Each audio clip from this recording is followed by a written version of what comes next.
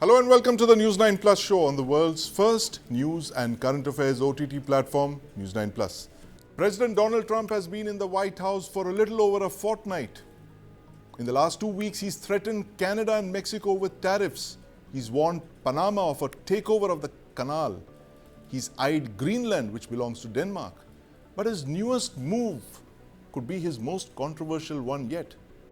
The U.S. will take over the Gaza Strip, and we will do a job with it, too. We'll own it and be responsible for dismantling all of the dangerous unexploded bombs and other weapons on the site, level the site and get rid of the destroyed buildings, level it out, create an economic development that will supply unlimited numbers of jobs and housing for the people of the area. Do a real job, do something different. Just can't go back. If you go back, it's going to end up the same way it has for 100 years. Trump wants the United States to take over the Gaza Strip and to move out nearly 2 million residents into neighboring countries like Jordan and Egypt. He's made it sound like a real estate project, but it could be far worse. Trump has said he was never in favor of starting wars. In fact, his whole election campaign was premised on this. In his first term, he became the only US president not to launch any new wars in the 21st century. And he's spoken about against the US fighting in forever wars, the 20 years of fighting in Afghanistan and Iraq that we've seen in the 21st century. But the big question we're asking today is he thrusting the US into a new forever war in the heart of West Asia? Is this yet another Trump bargaining tactic, mentioning the unthinkable and then settling for something less? Something that he's done with Canada and with Mexico in the last couple of days. Joining me to discuss this very unprecedented turn of events in West Asia are Itai Melchior, Savio Rodriguez, and Major General Sanjay Meston. Gentlemen, welcome to the News9 Plus show. Itai, the US, I want to start by asking this. The US has always been removed from West Asia. It's been there, but yet it's not been there. It's always been Israel that's leading the turn of events in West Asia. But what we saw a few hours ago was President Trump literally launching the United States into the heart of the issues in West Asia, into the Gaza Strip, positioning the US as a major stakeholder in West Asia. Is the US directly getting into West Asia for the first time? Well, U.S. has many interests in the region, of course. Remember, Trump has a lot of policy around energy. And Yes. of course, the Middle East is an important part. What you call West Asia is an important part of the world when you talk about energy. Saudi Arabia has been trying to improve their relations with the U.S. Of course, they had the setback with the murder of Khashoggi a few years ago, and the Democrats totally shunning them. And remember that the U.S. has bases in Saudi Arabia, but big air base in Qatar. So there are certainly interests that they have in the region. But I think that their friendship with Israel, and especially Trump's personal liking, is something beyond normal international relations. Let's put it this way. Right, it's beyond just normal international relations. But very quickly, a follow-on. We saw that press conference where, President Trump boldly announcing this new plan for the United States in Gaza Strip. And you had Benjamin Netanyahu with him. Do you believe, looking at that press conference, was Prime Minister Netanyahu in on this proposal for the US to take over the Gaza Strip? His body language didn't indicate he knew what was coming. I believe that he was taken off guard a bit in this issue. Yes, Trump had mentioned before that he would like to see some people leave for some time so they could renovate. There's a lot of rubble. It's not really living conditions in most of the area in Gaza. And some of the refugees who had left to the southern strip and were now, because of the ceasefire, allowed to go back north were quite surprised negatively to find out that they actually have nowhere to return to, and many of them have made their way back also, believing that where they were before in the temporary shelters, they get food and other supplies. Yes. Especially since we have a few days now of very bad and wet weather in the region, and therefore I think that Netanyahu knew that this was in play, but to such an extent, and some people even say that Trump has even border plans for the region. Right. I think looking at the body language and knowing how Netanyahu thinks, I think he was actually surprised and taken off guard. You saw him Yes. warming up to the idea, though. Yes. It helps him a lot with his internal issues with his coalition back here in Israel. Right, it does indeed. And, I was looking at the destruction in Gaza, Itai. You know, the UN estimates that the war has littered Gaza with 50 million tons of rubble, roughly 12 times the size of the Great Pyramid of Giza. And they say that with 100 trucks working full-time, it would take 15 years to clear the rubble away. There's little space there in the narrow coastal territory that's home to 2.3 million Palestinians. Savio, you've written on this. You've, of course, traveled there to the region. Why do you think this is a proposal that could work? What are the things that you could watch out for in this? What's the minefield that Trump could be walking in with this very controversial proposal? Well, I don't really think it's controversial, because I think the controversy will be created by people who are not objective and not forward-thinking. Now you've got the problem that is rightfully, as you said, that the UN has stated. So you're going to take 15 years to actually redevelop Gaza. So I think Trump is looking at it purely from a humanitarian point of view, and also from a business point of view. After all, he is a businessman. Yes. And his business was real estate. Right. So he's looking at converting Gaza, which is a beautiful piece of land, into the Riviera of the Middle East. So I think we have to look at it from that perspective. When you had the conflict with Israel several years ago, you had the US, you had Qatar, you had Israel try to work with the people of Palestine and give them an opportunity to have socio-economic welfare inside of Gaza, and to run, run the things for themselves by bringing in people that they thought that they could work with. But what happened instead? You had Hamas, which is a terror organization, fueled terrorism in Gaza, and therefore some people who were genuinely not connected to the terror activities were left to deal with the terrorists that were running roost at that point of time. Yes. So I think right now we have to understand one thing. The world is dealing with Islamic terrorism, Islamic radicalism. Hamas, in its ideology, its behavior, is not going to change at all. But we have to look after and safeguard the people of Palestine that genuinely want to have development, that genuinely want to have socio-economic welfare. Yes. How is that going to happen? With Gaza being in troubles right now. Yes. Let's also look at the other problem. Why are the Arab nations not taking in the Palestinians? Right. Because they believe that the Palestinians do not contribute to the development that other Arab nations have been seeing over a period of time, that have stayed away from Islamic radicalism. And that's a problem. So you're dealing with a larger problem, and that's why I support Donald Trump. It might seem controversial to a lot of people, but I think there is a method behind the madness. I think you're looking at a man who's thinking largely on the larger interest of the Middle East. He's seeing that terrorism, Islamic radicalism is a problem. And if you want to develop Gaza so that the Middle East remains stable and the conflict between Israel and Hamas or Hezbollah does not continue, then there has to be socio-economic development. But socio-economic development cannot happen when Gaza is in trouble. Yes. Right? The Palestinians have to move for some time, which I think will be temporary. He will be able to, under US control, rebuild Gaza, and then the right kind of people who want to move into Gaza from the Middle East can move into Gaza. I think it's a brilliant idea in my limited opinion. And having tracked Donald Trump and the Palestine-Israel concern, I think it is actually a genuinely master move, to be made in the long run of how to deal with people who are genuinely good people and how to deal with Islamic radicals who turn into Islamic terrorists. Yeah. Because you have to eradicate the Hamas. Absolutely, and that was one of the stated objectives that Prime Minister Netanyahu outlined, which doesn't seem to have succeeded, Savio, because looking at the numbers of Hamas militants there seem to have bounced right back. But, General Meston, I want to come to you now.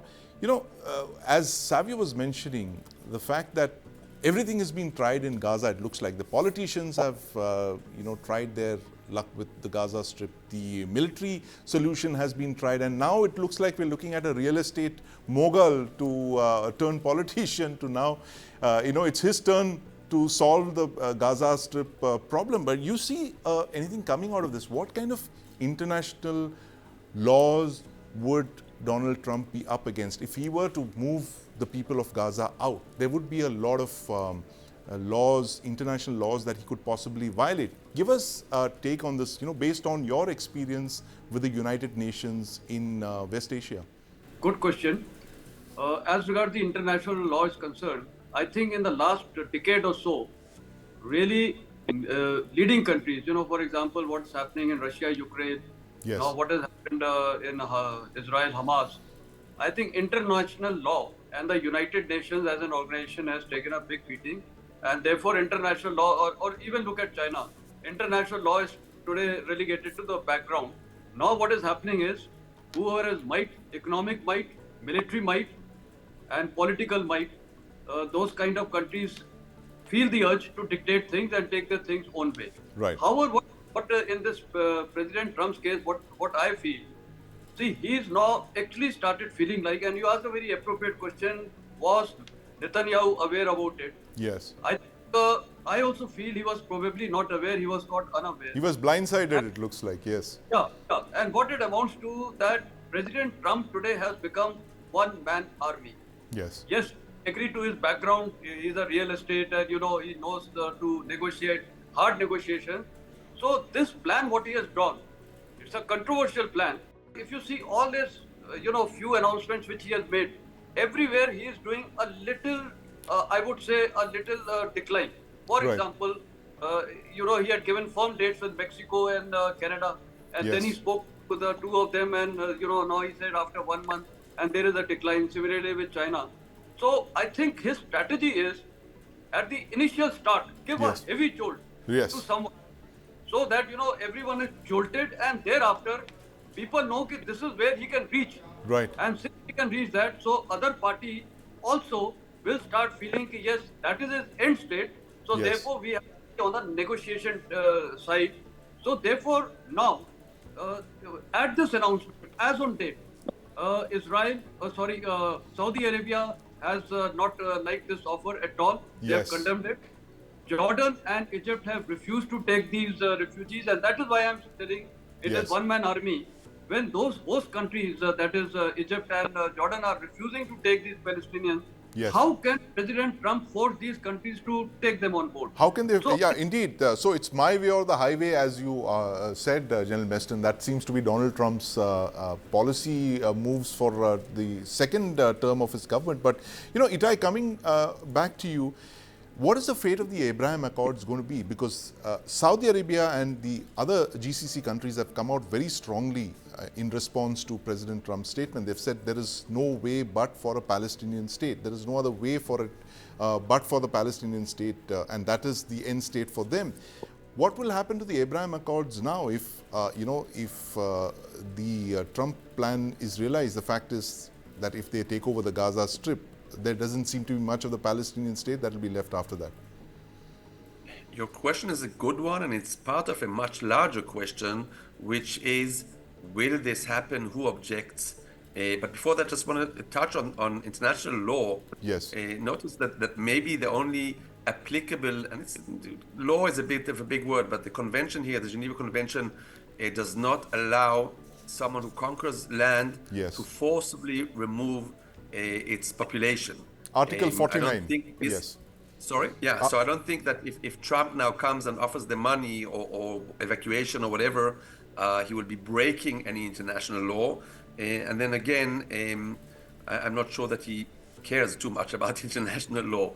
But back to your first question, there are three groups who are opposing this for real, and then there's a choir that is opposed to it because they want to say the right thing. Right. So if you look at the people who are mainly opposed, one is the extremist. Yes, most people of Gaza support Hamas, but at the end, if they're offered a way out and a good life, most of them will actually be happy to take it.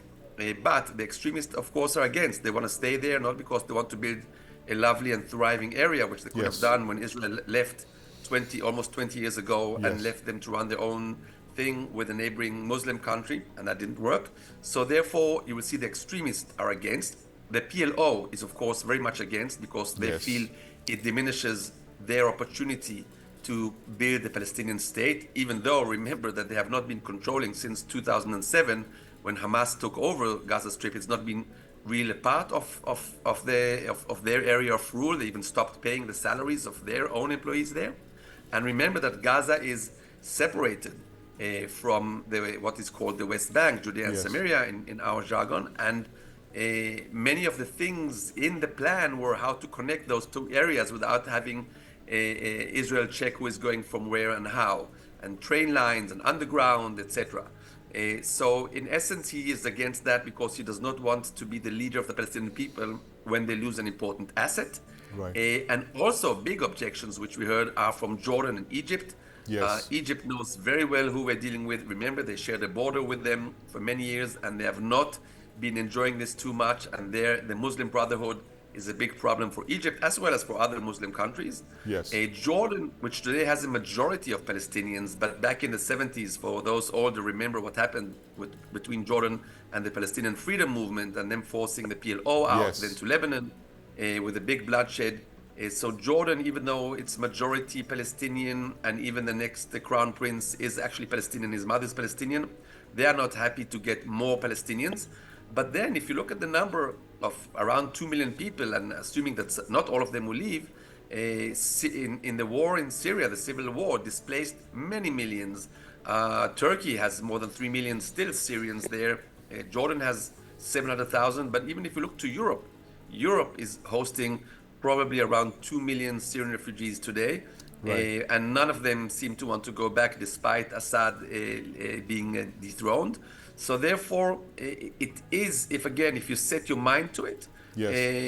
it can be done. Again, we've seen Trump steamroll people who are against his programs. You mentioned some of the countries earlier on. Yes. And the fact that we hear strong voices from the Abraham Accords, I think that if they see that it's happening and Trump is steamrolling it, and they don't have to pay a price personally because they will not be getting the refugees, they will in the end be happy, because the Abraham Accords are here to stay, and they will actually be enlarge the circle with new countries joining, like Saudi Arabia itself, possibly some Asian countries, some more African countries. So the Abraham Accords will only get more success from this. The Abraham Accords could get success from this move. It's a very controversial one, but as you were saying, Savio, this possibly could work when everything else has failed. And you know, the Gaza Strip, I was just looking at the map, it's 360 square kilometers. It's an area half the size of Mumbai, and it has the population of a small Indian state like Nagaland. It's a very densely populated part of the world. But Savio, what are the other big complications that you could be looking at for a plan like this to be implemented?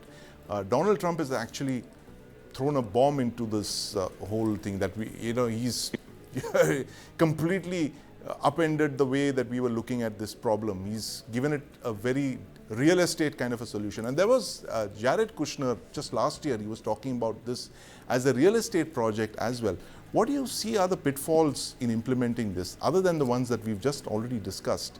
How could this mass of people be displaced? Itai was, of course, mentioning there are many countries in the world who have taken refugees, but to displace 2 million Palestinians at a time like this, which country in the world would want such a large number of politically active people who would, then start their own, political mobilization, and you have the fear that there could be the Muslim Brotherhood sneaking back in. So what are the big pitfalls really for this large mass of people to be resettled? So, I'd written an article a couple of weeks ago where I compared Donald Trump to the character played by Heath Ledger Yes. in the movie The Dark Knight, and where I termed Donald Trump as a Joker. So I didn't mean it in a negative way. I meant Yes. it purely as a comparison to the kind of method in the madness that the world sees as madness, but there Yes. appears to be a method. So you're dealing with an immovable object meeting an unstoppable force. Right. Okay?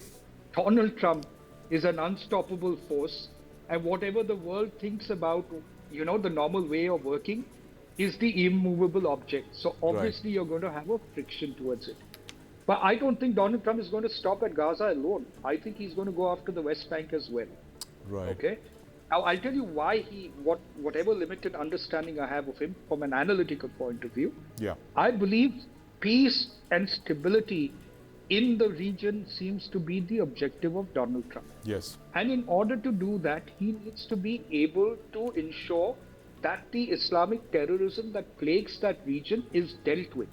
And the area which Islamic terrorism seems to metamorphosize mostly is between the Hamas and the Palestinians and even the guys at West Bank, though they are a little subdued at this point of time. So he wants to have and ensure that his closest partner in the Middle East, which is Israel, continues to remain safe and sound, and further growth, socio-economic growth of the Middle Eastern region, which US wants to play a very constructive role in, continues to remain unhampered. So he's not against the Palestinian people. Let us understand that first clearly. What he's trying to do is actually very practical, because by the admission of the United Nations itself, it's going to take 15 years to redevelop that place. Absolutely. So are you saying that the Palestinians for 15 years are going to be living in rubble? No. So I think what he's trying to do is temporarily move them to a different country so that they continue to do what they do as far as their occupations are concerned, while he continues to redevelop Gaza as a part of the US and make it socio-economically compatible with what else is happening in the Middle East. Yes. Thank you. Savio, I'm afraid we're completely out of time here, but yeah, that's a very valid point there, what you've just said. And in fact, our esteemed panelists have also said the same thing, that it seems outrageous to think, but there is a certain method in the madness. And Donald Trump clearly means well for the region when he's actually rolled this plan out. It might sound a little distressing, and but there is something that he has in mind, and we'll have to just wait and watch. No one seems to know what's on Trump's mind, least of all Prime Minister Netanyahu, who was completely blindsided by that statement a couple of hours ago in the White House. But thank you very much, gentlemen, Itai, Melchior, General Mestone, and of course Savio Rodriguez for joining us this evening. In 2023, OpenAI CEO Sam Altman was in India. He dismissed any attempt by India to build a low-cost AI model. He called it hopeless. Altman is back in India in 2025, and just a fortnight after China unveiled a string of low-cost AI models that could put OpenAI out of business. Altman 2.0 now wants India to be one of the leaders of the AI revolution. Now, joining me on the News9 Plus show to discuss the outlines of this AI revolution that Altman 2.0 outlined are Gaurav Tripathi, CTO, Innoplexis Consulting Services, and in the studio is my colleague, News9's international editor, R. Sridharan. Gentlemen, welcome to the News9 Plus show. Sri, I must start by asking you this. DeepSeek seems to have set the cat among the pigeons. Sam Altman has done a U-turn now. Absolutely. It has totally shaken up the AI world. So if you look at the recent AI history, Sandy, there have been, to my mind, at least three seminal moments. One was in 2017 when the paper on Transformers was published, or Attention is All You Need. Incidentally, it was written by, at least the lead author was an Indian, Ashish Vaswani. And then we had the Chat GPT come in 2020 and 2021. And now we have DeepSeek. So the way, if you look at the transition, the paper was a tipping point. Chat GPT actually showed that a low cost at that point was possible. It was actually possible to develop learning models which could be used by everyone. What DeepSeek has done is basically destroy the cost structure on which the training and all the models were resting. The moat, so to say, which the companies were building around themselves. So that explains Sam Altman's previous statement, only made last year in India, saying that don't even bother trying to compete with us if you have only 10 million budget. So, but that's exactly the the arrogance which DeepSeek has shattered by proving that you can build a very competitive model which performs better than OpenAI's own O1 model, the R1 that DeepSeek has done. Performs much better on many parameters, and it is 90 to 98% cheaper Yes. in terms of the queries that you run. So this is an earth-shattering moment, and hence the Wall Street reaction also. Some of the stocks we saw, Nvidia, Yes. which is now the lord of the hardware on which all this high power computing $500 runs. billion worth of market cap Absolutely wiped out.